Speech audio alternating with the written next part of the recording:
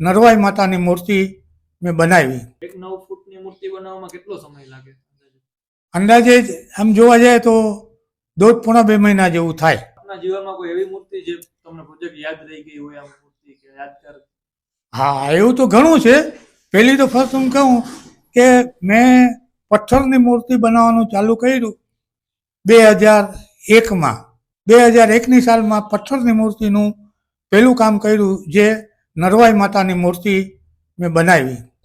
અત્યારે હાલ નરવાઈ માતાની મૂર્તિ છે એ મારી જ બનાવેલી છે.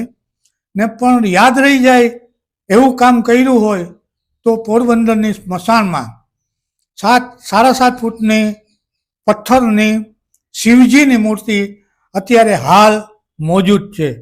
તમે જઈને જોઈ શકો છો. બીજી તો પોરબંદરમાં કઈ મૂર્તિ? પોરબંદર એરિયામાં બીજી ઘણી છે. આ બાજુ બગોદરમાં વછરાજની મૂર્તિ છે. પછી લીરબાઈ માતાની મૂર્તિ બગોદર અહીંયા વડારા ગામમાં બનાવેલી છે.